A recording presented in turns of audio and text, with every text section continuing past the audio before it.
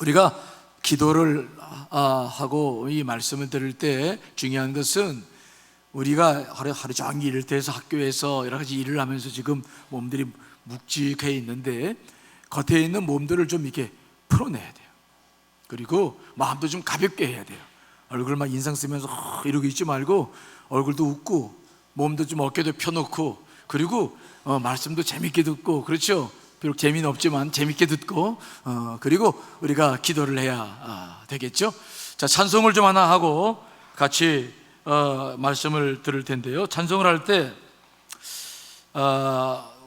가만히 여러분 찬송하는 거 보면은 우리 교회가 찬양을 할 때 예전에 저희 젊었을 때는 박수도 많이 치고 그 흥이 있었어요. 그렇죠? 그 찬양대를 막 할 때 같이 흥이 있었는데 우리 교회 찬양은 그 흥보다는 내용을 늘 소중히 여기는 찬양을 많이 해오죠. 의미가 있고 깊이가 있는 찬양을 많이 합니다. 그러다 보니까 은혜는 좋은데 이게 함께 한 공동체로서 박수치면서 막 같이 이렇게 어우러져 가는 그 찬양의 기쁨을 잘 모르는 것 같아요. 그렇죠? 아유, 대답도 안 해. 그래서 오늘은 좀 박수하면서 같이 이 박수로 하나가 되고 영적으로 호흡을 하고, 그리고 하나님께 영혼이 열려지는 그런 은혜를 좀 경험하고 싶어요. 그러니까 박수 칠 때도 보면은 언제 박수 치는지, 이 사람은 이때 치고 그 다음에 이때 치고, 이게 그래서 저도 박수 치려면 어느 박자에 맞춰야 되나, 그래서 찬양이 늦어 보다가 또 옆에 사람 보면 또 박수가 또 달라, 그럼 또 하다가 이렇게 자꾸 된단 말이죠. 박수 칠 때도 같이 이렇게 하면 좋겠어. 그렇죠? 자, 오늘 연습 좀 해봅니다. 자, 주의 음성을 내가 들으니 찬양을 하는데 박수를 강약 이렇게 치는 거죠? 두 번째 치는 게 아니죠? 하여튼 잘 이해를 못 하시는데, 자, 일단 주의 음성을 내가 들으니, 자, 박수 한번 같이 하면 찬양하겠습니다.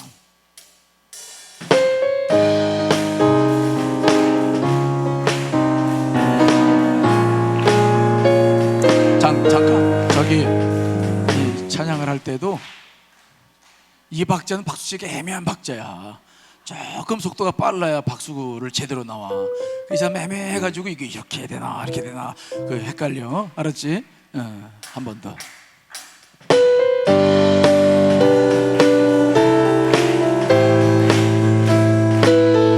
박수 잘 치고 있는 겁니까? 주의 음성을, 주의 음성을 내가 들으니 사랑한단 말일세.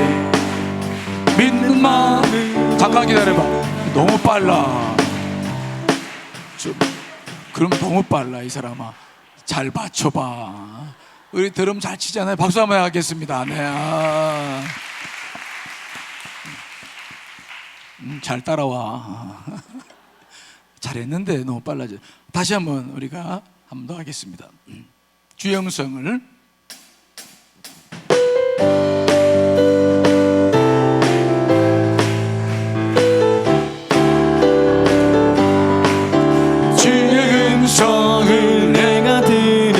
잠깐만. 박수를 언제 치는 거예요 도대체가? 저 따라서 해요. 저 따라서. 아셨죠? 이렇게 하면 박수 치는 거예요. 이렇게 서로 이렇게 헛갈리지 말고, 주의 음성을 이렇게 박수 이렇게 내릴 때 이렇게 치는 거예요. 아셨죠? 다시 한번 시작. 주의 음성을 내가, 잘 맞네.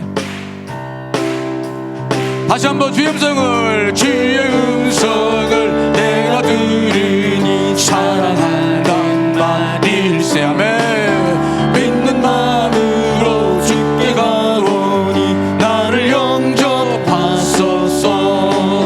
내가 매일 십자가 앞에 더 가까이 가오니 굳세 주의 흘린 보혈 피로써 나를 정케 하소서.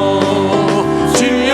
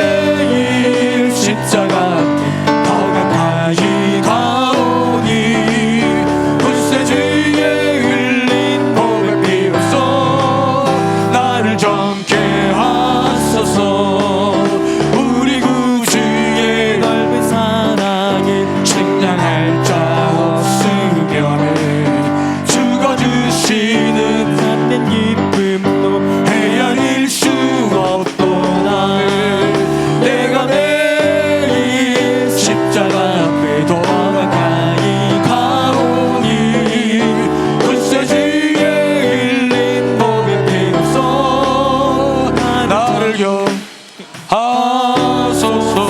내가 매일 아멘. 찬양을 할 때 저는 늘 찬양 가사 하나하나를 마음에 깊이 새깁니다. 이 찬양은 작곡하신 분과 작사하신 분들이 계신데 그분들의 영적 경험을 통해서 하나하나가 되어져 가죠. 그래서 이 찬양을 누가 작곡했는지 잘 몰라도 찬양 속에 깊이 들어가서 이제 찬양을 하다 보면 영적인 은혜들이 내 안에 쭉 흐르죠. 그러니까 찬양을 준비하신 분들, 작곡하시고 작사하신 분들의 영성이 내 안에 깊이 들어와서 함께 하나님의 영광을 드러내게 되는 줄 믿습니다.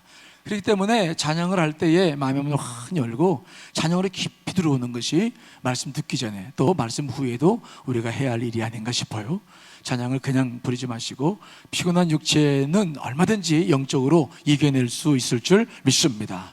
그 사실을 우리가 가지고 찬양을 하는 게 중요해요. 찬양 하나 더 할까요?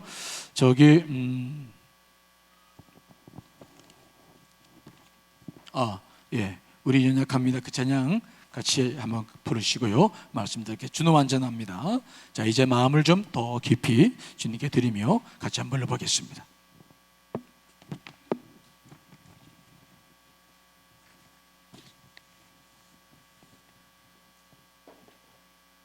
네. 마음을 주님께 여십시오. 그리고 영을 확 열어서 찬양을 한번 해봅시다.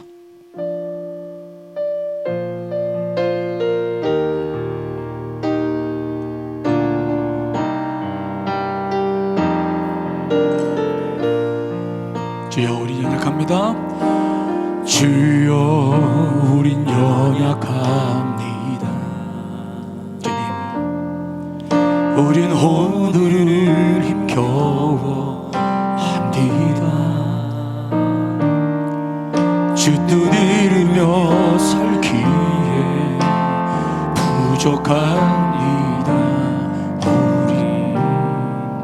우린 연약합니다. 죄는 넘어집니다. 주여 우린 넘어집니다. 오늘 하루 또 실수합니다. 주의 긍휼을 구하는 죄인입니다. 우리 주만 바라봅니다.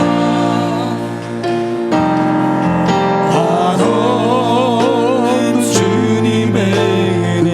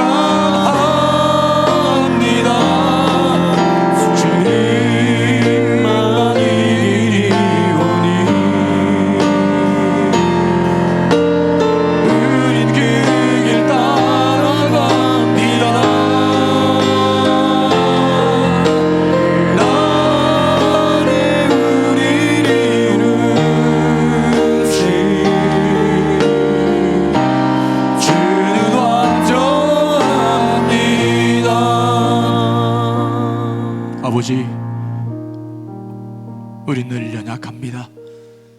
하지만 주께서 날마다 새 힘을 주시니 감사합니다. 오늘 말씀을 듣고 기도하러 나왔사오니 새 힘을 허락하여 주시옵소서. 아버지, 우리 영혼을 깨워 이렇게 세워 주시옵시고, 기도할 때 새 힘으로 역사해 주시옵소서. 기도의 영을 부어 주시옵소서.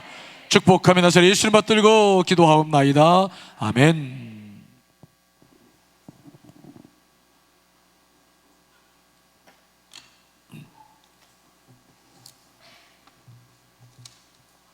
우리는 이제 며칠 안 있으면 추석을 맞이하죠. 추석이나 구정과 같은 명절을 우리가 접하게 되면 기쁨도 있지만 마음이 복잡해지는 것도 있어요. 왜냐하면 과거로의 여행을 떠나기 때문이죠. 과거에 많은 실타래처럼 엉켜져 있는 것들이 이제 가족들을 만나기 시작하면 과거의 많은 것들이 다시 일어나요. 과거에 가족들 간에 있었던 많은 좋은 일들도 있었지만 아픔들도 있죠. 그것들이 되살아나요. 복잡해져요. 기쁘긴 기뻐, 즐겁긴 즐거워요. 그런데 무거운 마음도 함께하죠. 그렇기 때문에 저는 늘 이 추석이나 이런 명절이 되어지면 기도를 많이 해요. 생각나는 사건들도 있고, 풀어야 될 문제들도 있고, 또 만나야 될 가족들도 있어요. 그 일들을 미리 좀 땡겨서 좀 이렇게 묵상해보고 기도를 하기 시작하면 마음의 평안이 찾아오고, 내가 이번 추석에는 어떤 일을 좀 해야 되겠다, 그런 마음에 각오도 다지고요. 그래서 선물을 준비할 때도 그저 그냥 이것저것 준비하는 것이 뭘 준비하지만 그래도 마음을 다해서 준비하며 전달을 하기도 하죠. 저는 그래서 오늘 여러분들이 오늘은 가정을 위해서 기도하는 중보 기도자가 되어져서 오늘 미리 우리가 기도를 하는 시간이 되었으면 좋겠다 하는 생각을 가지고 설교를 준비했습니다. 여러분들이 오늘 설교를 잘 듣고 믿음으로 기도하셔서 이번 추석에 더 가족들을 세우고 가정을 축복하는 귀한 시간들 되시기를 간절히 축원합니다. 오늘 우리가 읽고 있는 이 사도행전 12장에는 헤롯 왕에게서부터 시작된 박해의 현장이 기록되고 있습니다. 12장 1절부터 쭉 보면 헤롯 왕은 번성하는 기독교를 위해서, 기독교를 박해하기 위해서 먼저 이제 스데반이 순교한 이후에 초대교회의 수장으로서 역할을 감당했던 야고보를 순교시켰습니다. 그리고 난 다음에 기독교를 더 박해하기 위해서 그 다음에 대상이 누구냐면 베드로였어요. 그래서 베드로를 잡아서 옥에 가두었는데 그때가 무기절, 유월절이기 때문에 지킬 수 없어서 잠시 옥에 가둔 상황 속에서 일어났던 일들이 오늘 기록되고 있어요. 헤롯 왕은 베드로의 능력을 알고 있기 때문에 병사들을 4명씩 4개조를 편성해서 아예 감옥 안에 잘 때도 베드로 양옆에서 두 사람이 같이 쇠사슬을 묶고 자게 했고요. 그리고 밖에는 군사들이 철통같이 보호하고 있는 그러한 상황을 오늘 만들고 있죠. 누가 봐도 베드로는 죽을 수밖에 없었어요. 이제 곧 절기가 끝나면 죽게 되어 있었어요. 그러나 이때 교회가 이 문제를 놓고 기도하기 시작하죠. 자, 오늘 본문 말씀 1절로 5절에 있는 말씀을 한번 읽어보겠습니다. 시작. 그때에 헤롯 왕이 손을 들어 교회 중에서 몇 사람을 헤아려 하여 요한의 형제 야고보를 칼로 죽이니 유대인들이 이 일을 기뻐하는 것을 보고 베드로도 잡으려 할세. 때는 무교절 기간이라. 잡음에 옥에 가두어 군인 4씩인 4패에 맡겨 지키고 6월절 후에 백성 앞에 끌어내고자 하더라. 이에 베드로는 옥에 갇혔고 교회는 그를 위하여 간절히 기도하기 시작했고 베드로는 옥에 갇혀서 정말 철저하게 쇠사슬에 묶여서 철저하게 이제 갇혀있는 모습, 오늘 말씀에 기록하고 있습니다. 그는 놀라운 사실은 뭐냐? 교회가 모여서 기도하기 시작하니까 하나님께서 천사를 보내시죠. 그래서 베드로를 깨우고 또 재워졌던 쇠사슬에서 벗겨나게 합니다. 그래서 베드로가 자기 곁에 있던 파수꾼들을 피해서 나오고 밖에 있던 또 죄수들도 피해서 파수꾼들을 피해서 시내로 통하는 쇠문을 통과해서 거리로 나가게 되죠.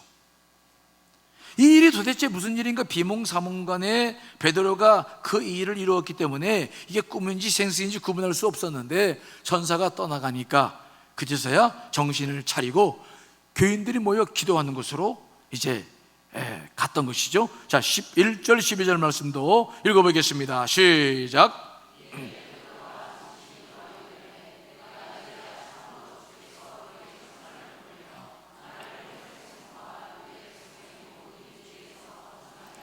알겠노라 하여 깨닫고 마가라 하는 요한의 어머니 마리아의 집에 가니 여러 사람이 거기에 모여 기도하고 있더라. 옥에서 풀려난 베드로가 찾아간 곳은 마가 다락방이라고 말하는 마가 요한의 어머니 마리아의 집이었습니다. 이것은 초대교회의 본부와 같은 곳으로서 예수님께서 이곳에서 성찬을 베풀었고 마가의 이 다락방에서 오순절 성령 역사도 일어났던 굉장히 초대교회에서 중요한 비밀 장소였죠. 그곳으로 간 것이었습니다. 그곳에는 이미 베드로를 위해서 온 교회 교인들이 기도하고 있었어요. 그곳에 도착한 베드로가 마리아의 집 대문을 이제 두드렸습니다. 그랬더니 그 문을 열어주려고 로데라는 소녀가 나왔습니다. 근데 그 소녀가 딱 보니까 베드로야. 너무 놀래가지고 문을 그럼 열어줬어야 되는데 너무 놀란 내 말이 베드로! 놀래가지고 문을 열어주지 못한 상황에서 들어가가지고 이 소식을 알리려고 들어갔는데 세상에 베드로를 위해서 그렇게 기도했던 사람들은 베드로가 살아 돌아왔다는 말을 믿지 않아요. 이상한 일이 벌어지죠. 자, 13절 17절 말씀을 읽어보겠습니다. 시작.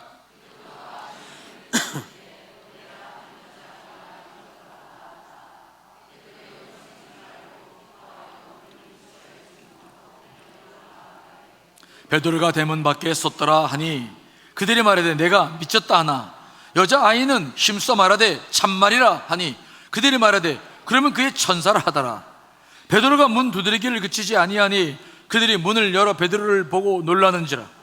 베드로가 그들에게 손짓하여 조용하게 하고 주께서 자기를 이끌어 옥에서 나오게 하던 일을 말하고 또 야고보와 형제들에게 이 말을 전하라 하고 떠나 다른 곳으로 가니라. 참 재미있죠. 베드로를 위해서 막 기도했는데 정말 베드로가 살아나왔어. 근데 베드로가 살아나왔다 하니까 믿어요? 믿지 않아요? 안 믿어. 로데가 근데 너 미쳤지? 아, 베드로예요. 너 미쳤구나. 기도를 그렇게 했는데 베드로를 석방시켜달라고 기도를 해놓고서는 베드로가 살아났다고 하니까 안 믿어. 참 재미있는 일이 벌어졌죠. 그러니까 결국 이 사건을 통해서 볼 수 있는 것은 무엇입니까? 많은 사람들이 기도했지만 정말 믿음을 가지고 기도한 사람은 누구라는 거예요? 로데라는 어린 소녀 하나밖에 없었어요. 나머지는 주여 문제 해결해달라고 막 기도했는데 속으로는 안 믿었어. 설마 기도하면서도 주여 믿습니다 하면 속으로는 설마 주여 믿습니다 하는 속으로는 설마 그런 일이 일어나겠어? 그러고 기도하고 있는 거예요. 근데 로데는 정말 믿었어요. 너무 놀라서 감사했어. 베드로! 그리고는 돌아와서 소식을 전했는데 믿지 않았어. 그러므로 베드로가 풀려난 것은 많은 사람이 기도한 것 같지만 그 중에 진짜 믿음 있는 여인은 로데라는 여인 한 사람밖에 없었다. 그 로데의 믿음을 통해서 베드로가 석방되게 되었다. 이런 해석은 R.A. 도레 목사님께서 사도행전에 대해서 말씀하실 때 했던 해석이에요. 저도 그 글을 읽어보면서 그래 맞아, 참된 믿음을 가진 사람은 로데밖에 없었구나. 그 R.A. 도레 목사님의 책에 이런 글이 써 있더라고요. 기도회에 참석하여 기도하던 많은 사람들 가운데 오직 로데라는 어린 아이 이름만이 기록된 이유를 알고 있는가? 기도회에는 예루살렘에 유명한 감독이나 장로들이 있었을 것이다. 그러나 그들의 이름이 단 한 명도 성경에 기록되지 않고 있다. 오직 로데라는 어린아이의 이름만 기록되었다. 그 이유가 무엇인가? 그것은 로데가 비록 어린 아이일지라도 참된 믿음을 가지고 있었기 때문이다. 그러므로 성경에 그의 이름이 기록될 가치와 이유가 있는 것이다. 로데라는 이름의 의미는 장미꽃이라는 뜻이다. 로데는 정말 하나님께 향기 나는 장미꽃이었다. 비록 어린아이였지만 하나님께 대한 믿음과 사랑과 확신의 향기를 항상 솟아나고 있었다. 정말 이 믿음의 향기보다 더 하나님을 기쁘게 해드리는 향기는 없다. 이 도레이 목사님의 말처럼 로데는 비록 어린아이였지만 참된 믿음을 가지고 기도한 여인이었다라고 보는 거예요. 그러므로 베드로의 생애 가운데서 이 로데는 잊을 수 없는 한 소녀가 되었죠. 베드로를 위해서 중보기도 할 수 있었던, 정말 최선으로 기도했던 사람 가운데 한 사람이 로데였다. 정말 믿음의 여인이었다. 베드로가 석방되기까지는 이 로데라는 여인의 정말 믿음의 기도가 있은 줄 믿습니다. 그 믿음의 기도, 정말 기도할 때 믿는 믿음. 그런데 이러한 역사는 신구약 역사를 통해서 보면 하나님께서 역사하실 때마다 있었던 일들 가운데 하나예요. 하나님은 어떠한 사람을 영적으로 세울 때 반드시 기도하는 사람을 통해서 그 일을 이루게 하신다는 특성이 있어요. 자, 모세를 볼까요? 모세는 잘 알다시피 이제 태어나자마자 다 죽어야 했을 남자들이었지만 그 모세의 부모들이 믿음으로 그 모세를 살려서 키우다가 이제 더 이상 숨길 수 없게 되니까 갈대 상자를 만나서 이제 나일강에 띄우죠. 그때 애굽 왕의 딸 공주가 목욕하러 나왔다가 모세를 발견하고는 자기 아들을 삼았습니다. 아들을 애굽에 보내놓고 그 다음에 모세 부모가 했던 일이 무엇이었을까요? 모세를 위해서 눈물로 기도하며 모세를 떠나보내줄 분명히 믿습니다. 모세를 보내놓고도 끊임없이 이 모세의 부모들은 기도했을 거예요. 왜 모세가 하나님께 쓰임받았을까요? 왜 모세가 하늘로부터 놀라운 역사를 위해서 그가 부름받으셨을까요? 거기에는 모세 부모의 기도가 있은 줄 믿습니다. 눈물의 기도가 있었어요. 우린 사무엘도 잘 알죠? 사무엘이 어떻게 위대한 사람으로 그의 사명을 다할 수 있었습니까? 사무엘은 우리가 잘 알다시피 자식이 없어서 늘 고민을 하던 그 한나가 성전에게서 통곡하며 기도하면서 얻은 아들이 사무엘이었어요. 그러나 한나는 하나님께서 자기에게 아들을 주시면 그 아들을 하나님께 드리겠다고 서원을 하죠. 사무엘을 받았을 때 한나는 약속대로 젖을 떼자마자 성전에 아들을 갖다 바칩니다. 그리고 한나가 하는 일이 무엇이었겠습니까? 한나는 1년에 3번씩 제사를 지내러 갔을 때에 사무엘을 보았죠. 그에게 외투를 찧어서 입혔습니다. 그러나 그 이외에 한 일이 무엇이었겠습니까? 사무엘에서 눈물로 기도하는 것이 한나의 사명이 된 줄 믿습니다. 그래서 사무엘이 놀랍게 하나님의 역사를 이루게 됐다고 하는 놀라운 역사가 이 성경에 기록되어져 있어요. 이런 이야기는 성경에만 나와 있는 게 아닙니다. 책들을 읽어보면 위대한 역사를 이룬 사람들이 기도하는 사람들과 함께 했다는 것을 잘 알 수 있어요. R.A. 토레이 목사님이 쓴 기도와 영역에 나오는 무디 목사님의 일화가 생각이 납니다. 그 책에 보니까 한 번은 무디 목사님이 런던 북쪽에 있는 어떤 회중교회에서 주일 설교를 부탁받고 설교를 했습니다. 그런데 그 교회는 레시 목사님이라고 하는 유명한 목사님이 사역을 하고 있었는데 그날 오전에 설교를 했는데 그 집회에 많은 사람이 참석했지만 은혜는 받지 못했어요. 아무런 능력을 경험하지 못했어요. 그래서 이 무디 목사님이 너무 허망한 마음이 들어서 이제 그 집회를 그만두고 포기하고 자기 고향으로 돌아갈 생각을 했죠. 하지만 레시 목사님께서 적극적으로 그 무디 목사님을 설득시켜가지고 그 주일 저녁에도 설교를 하기 시작했어요. 그런데 그 저녁 설교에는 놀라운 일이 벌어졌는데 정말 많은 사람들이 참여했지만 참여한 사람들에게 결신자로 초청을 하니까 500여 명이나 되는 사람이 나와서 예수를 믿겠다고 했어요. 놀라운 부흥의 역사가 시작된 것입니다.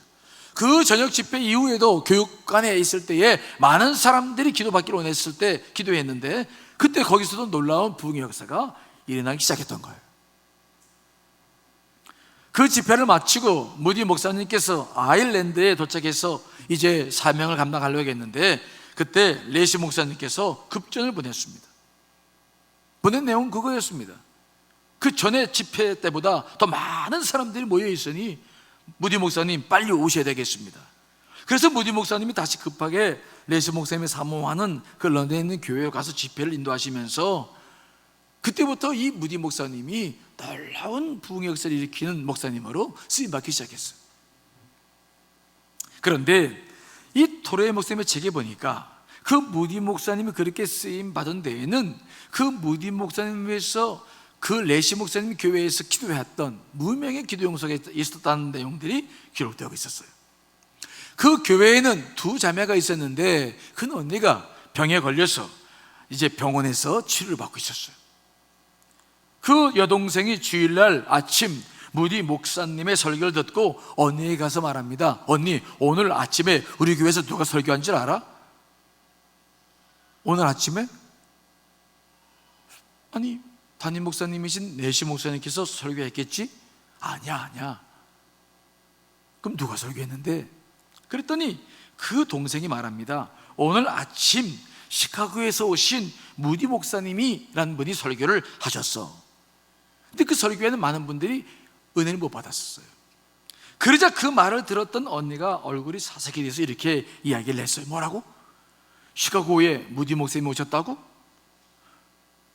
그 언니는 미국 신문을 통해서 그 무디 목사님에 대한 소식을 알고 있었고 그 목사님이 런던에 와서 자기 교회에서 집회를 하게 해달라고 수년 동안 기도했던 사람이었어요. 그러자 그 언니는 그 이야기를 듣자마자 이런 말을 했습니다. 그래? 나는 그분을 해서 그분이 우리 교회 와서 설교해달라고 몇 년째 기도 중이었는데 그래, 그분이 우리 교회 오셨단 말이야? 오셨어, 언니. 아, 그래? 근데 많은 사람들이 은혜를 못 받았어. 아, 그래? 아, 그러면 얘야, 너 잠깐 밖에 나가서 문 좀 잠그고 와라.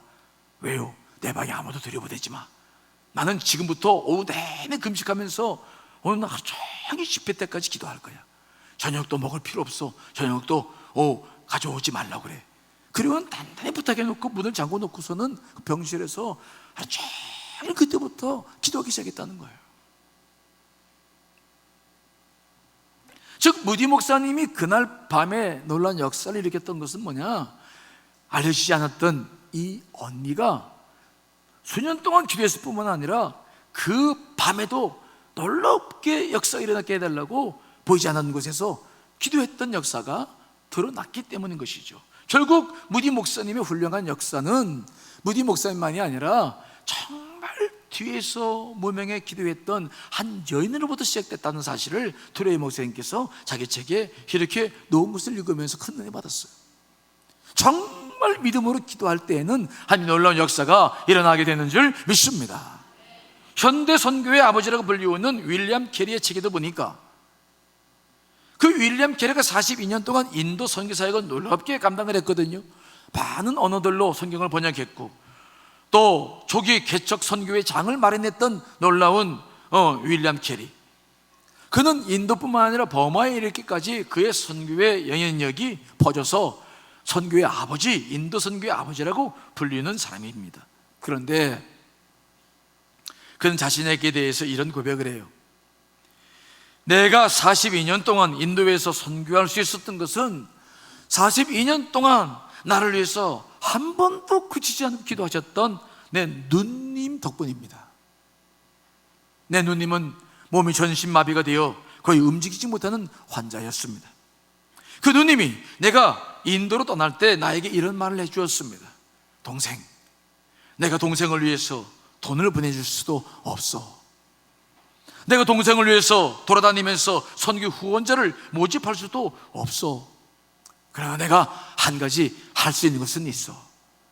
내가 동생을 위해서 하루에 수차례 빠짐없이 나를 기도할 거야. 동생이 떠날 때 하나님께서 함께 하시고 계신 것을 나는 믿어. 그러니 내가 해줄 것은 이 기도밖에 없어. 나는 정말로 눈물로 기도할 거야. 동생 떠날 때 아무것도 주지 못해 미안하지만 내 약속은 분명히 하고 떠날 테니, 약속을 지킬 테니 믿음을 가지고 떠나게.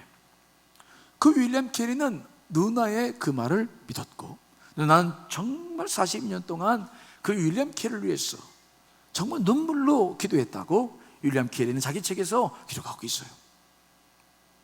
여러분, 하나님은 지금도 기도하는 사람들 통해서 놀라운 역사를 일으켜 나가시고 계신 줄 분명히 믿습니다. 놀라운 역사가 있는 곳에는 반드시 이름도 없이 정말 빛도 없이 기도하는 중보 기도자가 있기 때문이죠. 저도 우리 교회의 중보기도 용사들과 교우들께 늘 빛을 주고 있음을 잘 알고 있어요. 우리 교회는 매일 아침 9시에 모세 중보기도팀이 모여서 매일같이 기도하고 있습니다. 매일 저녁 8시에는 여호수아 중보기도팀이 모여서 매일같이 기도하고 있습니다. 주일 예배 때마다 1부, 2부부터 4부까지는 예배 드릴 때 늘 중보와 기도하시는 중보기도팀이 있어요. 또 24시간 리레이 기도하는 월세 기도팀이 있죠. 그 기도하는 분들, 또 기도하는 교우들이 우리 교회의 예배를 지키고 있고, 또 저에게 늘 힘이 되어져서 지금도 설교할 수 있도록 힘이 되어 주시는 줄 분명히 믿습니다. 저는 그분들께 지금 오늘 정말 감사드리고 늘 감사드리고 있지만, 정말 그분들의 기도를 잊지 않아요. 기도를 하는 사람들이 있기 때문에 늘 예배가 예배답게 드려지고 기도의 응답을 통해서 놀라운 역사가 이루어지게 되는 줄 분명히 믿습니다. 여러분, 오늘 여러분들이 기도할 때 여러분 가정에서 기도해야 될 사람들을 선정해 보시길 간절히 축원합니다. 여러분들이 정말 그분들을 위해서 기도할 때에 그분들에게도 놀라운 역사를 경험하는 은혜가 있게 될 줄 믿습니다. 누구를 위해 기도할 것인가? 여러분 가족을 위해서 믿음으로 기도하실 때에 오늘 그 기도가 응답될 줄 믿습니다. 그런데 기도를 할 때 중요한 원칙이 하나가 있죠. 그것은 뭐냐? 기도하려면 믿음으로 기도하라. 따라합시다. 기도하려면 믿음으로 기도하라. 기도하려면 믿음으로 기도하셔야 돼요. 베드로가 석방되기를 놓고 기도해 놓고서는 막상 석방돼서 오니까 베드로가 살아났다는 사실을 믿지 못하는 사람들처럼 그렇게 기도해서는 안 돼요. 여러분, 기도하려면 정말 믿음의 역사가 있는 기도가 필요한 줄 분명히 믿습니다. 자, 야고보서 1장 6절로 8절 말씀 읽어보겠습니다. 시작. 의심하는 자는 마치 바람에 밀려 요동하는 바다 물결 같으니 이런 사람은 무엇이든지 쉽게 얻기를 생각하지 말라. 두 마음을 품어 모든 일에 정함이 없는 자로다. 아멘. 기도할 때 의심을 경계해야 합니다. 의심은 기도 응답에 아주 큰 장애물이에요. 의심을 버리고 믿음을 가져야 될 줄 믿습니다. 구한 것을 받은 줄로 믿으시기를 간절히 축원합니다. 자, 마가복음 11장 24절 말씀 읽어보겠습니다. 시작.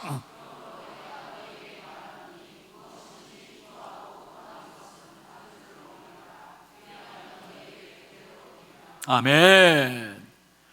많은 사람들이 기도하면서도 의심의 늪에 빠져 있을 수 있어요. 기도하면서도 의심해. 정말 이루어질까? 아니에요. 여러분, 기도하기 전에 그런 의심이 들면 기도를 딱 멈추고 먼저 마음을 주 앞에 내려놓고 기도하시기를 간절히 축원합니다. 기도할 때는 온전히 그 기도가 이루어질 줄 믿고 기도하셔야 돼요. 더치 쉬츠라는 분이 쓴 하나님의 타이밍을 포착하라는 책에 보니까 그런 이야기가 기록되고 있어요. 미국 중서부에 가뭄이 몇 년씩 계속 되었을 때 일입니다. 작은 농촌 마을 사람들이 어찌 해야 될지를 몰랐을 때 그 지역 목사님들이 모여서 중보기도 할 것을 결정하고 기도회를 열었습니다. 그곳에 설교자로 세워진 목사님께서 예배당에 모이는 사람들을 자세히 살펴보았어요. 모두들 필요하니까 기다란 다 모였습니다. 모여서 그냥 웅성웅성거리면서 여러 가지 이야기들을 많이 했습니다. 이 설교의 목사님이 강당에 서가지고 설교를 하려고 조용히 시켰을 때 딱 앞에 보니까 11살짜리 소녀가 앉아 있었는데, 그 소녀는 똘방똘방한 눈초리로 목사님을 바라보고 있었는데, 그 소녀가 앉아있는 자리에 보니까 빨간 우산이 하나 있었어요. 무슨 말씀이 이해되십니까? 지금 온 지역이 교인들이 모여서 뭘 하기 위해서 지금 모인 겁니까? 비를 내리게 해달라고 막 기도하러 모였는데, 그 수많은 사람들 가운데 우산 가지고 온 사람은 몇 명이라고요? 딱 한 명, 13살짜리 소녀.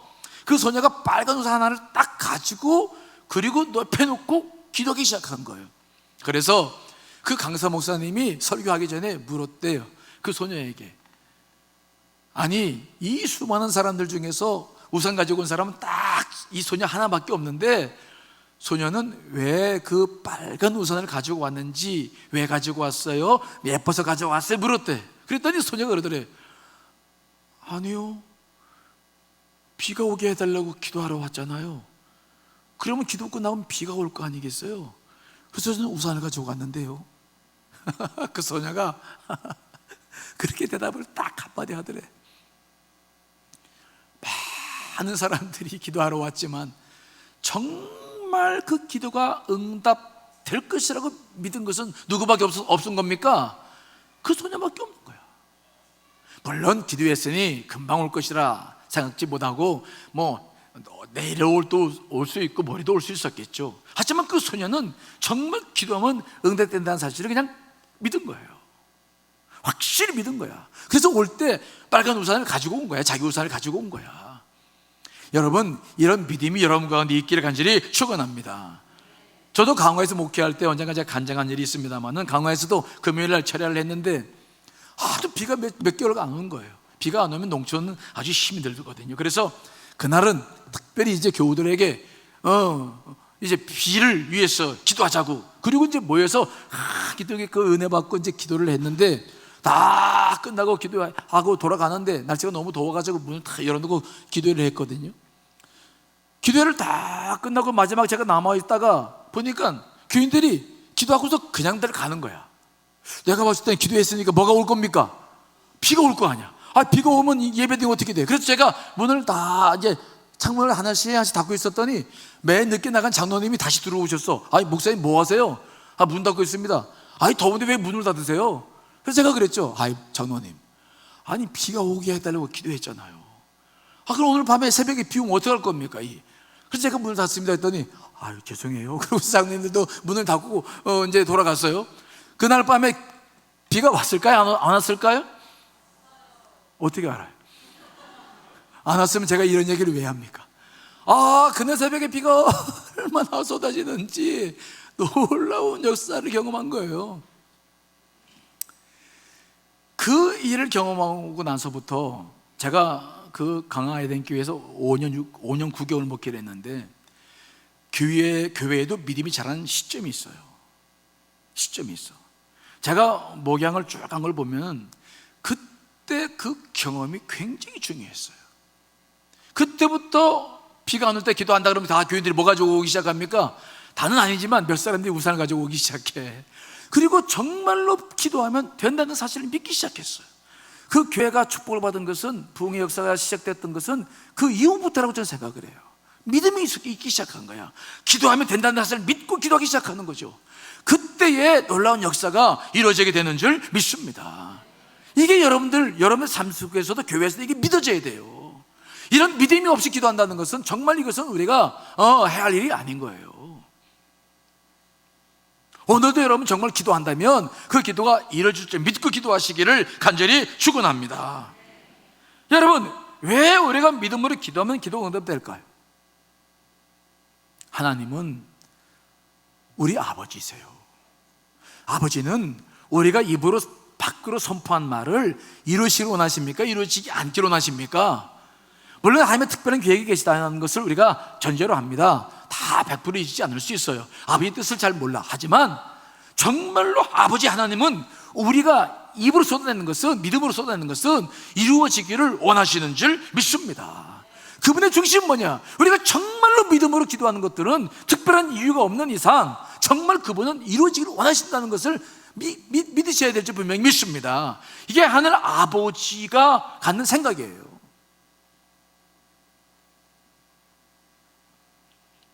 사도행전 3장에 나가보면 베드로와 요한이 나면서 한 번도 걸어본 적이 없는 사람을 만나죠. 안진뱅이.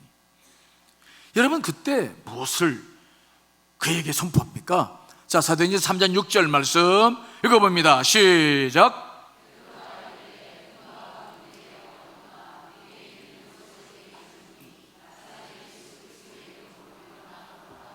아멘. 성전에 들어갔는데 나면서부터 안진뱅이가 앉아 있었어요. 한번 줍시오 하는 거예요. 근데 베드로가 뭐라고 말합니까? 요한이 뭐라고 말합니까? 은과 금은 내게 없거니와 내게 있는 것으로 내게 권하노니 나사렛 예수의 이름으로 일어나 걸어라 하고 딱 잡아서 일으켰어요. 그런데 만일 안진뱅이가 안 일어났다면 어떤 일이 벌어졌을까? 나사렛 예수 일어나 걸어라 하고 손을 잡고 딱 일으켰는데 못 일어나. 그러면 어떤 일이 벌어지는 겁니까? 누가 망신당하는 거예요? 저 좀 봐. 누가 망신당하는 거냐고요? 이건 하나님께 정말 큰 영광이 되지 않죠. 정말 베드로와 요한은 그래서 의심하지 않는 거예요. 자신들이 물론 성령 제만 지 얼마 안 됐지만, 그러나 뜨거운 마음이 있었지만, 그러나 정말로 믿음으로 탁 붙잡고 일으켰을 때에 하나님이 나와 함께 하신다는 믿음을 그들은 죽어도 의심하지 않은 거예요. 그 믿음을 가지고 탁 일으켰을 때 정말 놀라운 역사가 일어나는 거예요. 여러분 안에 정말 기도할 때 그런 믿음이 있어야 될 줄 믿습니다. 여러분 오늘 말씀도 보세요. 오늘 로데가 믿음으로 올린 기도는 어떤 결과를 일으켰습니까? 정말 상상 못할 일이 벌어졌죠. 오늘 사도행전 6절로 7절 말씀 한번 다시 읽어보겠습니다. 시작. 잡아내려고 하는 그 전날 밤에 베드로가 두 군인 틈에서 두 쇠사슬에 매여 자고 누워 자는데 바수꾼들이 문 밖에서 옥을 지키더니 허린의 뒤에 사자가 나타나매 옥중에 광채가 빛나며 또 베드로의 옆구리를 쳐 깨워 이르되 급히 일어나라 하니 쇠사슬이 그 손에서 벗어지더라. 아멘. 정말로 믿음으로 기도한 사람이 있을 때에 하나님 역사가 이루어지는 것이 성경에 기록되고 있는 거예요. 여러분, 기도하다가 의심하지 않은 시간들에 축원합니다. 기도하다가 낙심하지 않은 시간들에 축원합니다. 기도하다가 포기하지 않은 시간들에 축원합니다. 기도하다가 뒤로 물러나지 않은 시간들에 축원합니다. 믿음으로 기도한 기도는 믿음으로 이루어질 줄 믿을 시간들에 축원합니다. 그것이 굉장히 중요한 거예요. 제가 가끔 안수 기도를 하잖아요. 근데 이 기도를 할 때 병이 낫는 사람들은 이 특징이 있어요. 제가 느껴져. 이게 딱 말이가 됐을 때 그 사람의 믿음이, 제가 뭐 점쟁이 아니니까 다 알지는 못해. 그러나 느껴지는 게 있어요. 딱 기도를 했을 때 이게 뭔가 느껴지는 게 있어. 믿음 있는 사람들은 굉장히 달라요. 제가 손이 이게 평소보다 기도할 때는 좀 뜨거워요. 뜨거우면서 뭐가 느껴지냐면 무게감이 느껴지거든요. 이 믿음이 있는 사람을 접할 때 느껴지는 현상들이에요.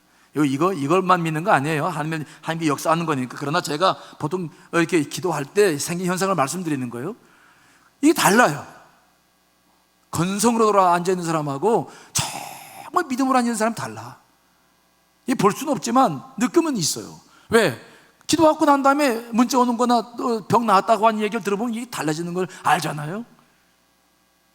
다 병 낫진 않아. 근데 분명하게 믿음 있는 사람은 달라요. 이 믿음이라는 것은 놀라운 역사가 있는 거예요. 여러분, 기도로 매인 것을 풀고 닫힌 문을 열 수 있다는 것을 믿으시길 간절히 축원합니다. 오늘 너희들을 통해서 역사하는 것을 보십시오. 쇠사슬이 풀어지고 옥문이 열리는 역사예요. 이런 역사들이 뭘 통해서 일어나느냐? 기도를 통해서 이루어진다. 자, 여러분 마태복음 16장 19절 말씀 읽어보겠습니다. 시작.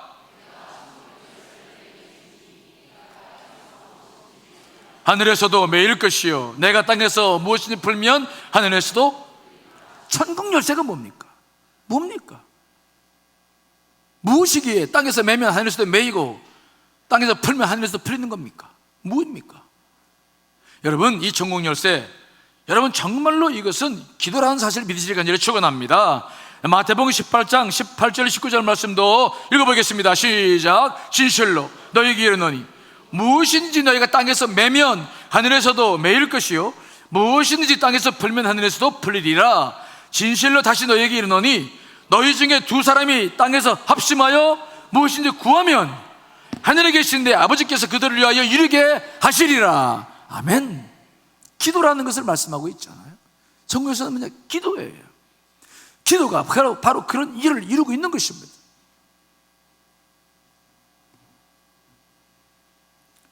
그러므로 우리가 기도할 때는 기도를 하지 않으려면 괜찮아. 그러나 기도하려면은 물론 기도의 과정이 여러 가지가 있기 때문에 좀 다르게 얘기할 수 있지만 그러나 핵심은 그거예요. 정말로 기도한다면 기도가 이루어질 것을 믿고 기도하시길 간절히 축원합니다. 여러분들이 기도하는 사람들이 변화된다는 것을 바라보실 수 있을 거예요. 저도 경험해요. 저도 추석을 앞두고 지금 기도하는 조카들도 있고 형님도 있어요. 형수님도 있고 기도를 해요.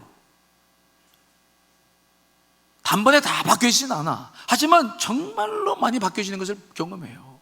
수차례 경험해요. 믿음의 기도가 역사하는 힘이 있는 줄 믿습니다.